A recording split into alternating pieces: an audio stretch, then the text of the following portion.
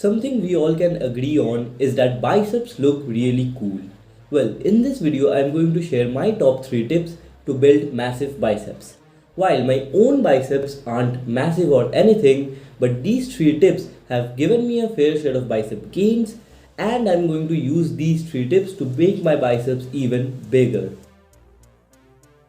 The first tip I would give to people for building bigger biceps is to calm down and pick a few core exercises.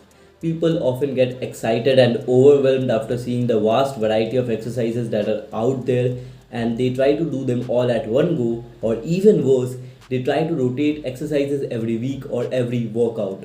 I am not saying that you should do nothing but the basic barbell and dumbbell curls. All I am saying is that you should start by picking around 2 to 4 exercises, train them for a decent period of time, get stronger at them, especially for reps, improve your technique, and then after 2 to 3 months, you can rotate them if you want to or if it's deemed necessary. If you rotate exercises every week, your body won't get the time to master the technique or adapt to the movement. Another big problem of rotating exercises very frequently is that your progress won't be quantifiable.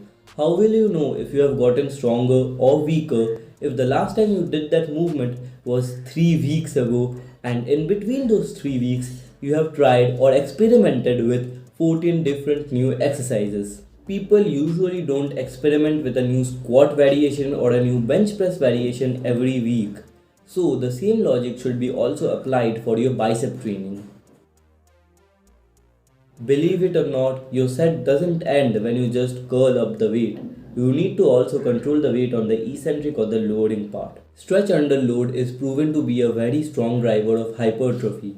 So it's always a good idea to slow down the eccentric and milk out the stretch, because the eccentric phase is the phase where your muscle is being actively stressed under a heavy load.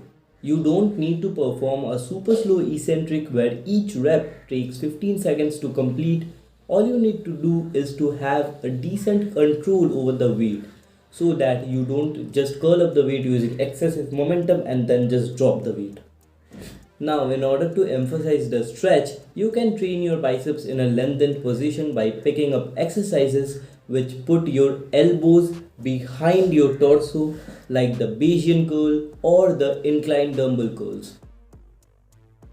Now, the mind muscle connection isn't as important as some people make it seem like, but to their credit, for smaller muscles or more isolation focused muscles like the biceps, side delts, calves, etc., feeling a muscle working can be of much benefit. So, in order to improve your mind muscle connection or to feel your biceps more while training them, you can do 2 to 3 different things. One of them is to actively think and focus on squeezing your biceps while you lift the weight. If you want, you can also drive your elbows a little bit in front of your body while trying to curl up the weight. This will provide your biceps with a maximum peak contraction, and then you slowly lower the weight while trying to maintain that squeeze or that contraction.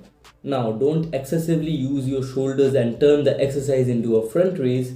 You just need to move your elbows slightly in front of your body to feel that maximum contraction. Another thing you can also try is to pause at the top of your curls for a second or so. Now, this is completely your choice. I personally don't do this, but some people can feel a better mind muscle connection if they pause at the top of their curls.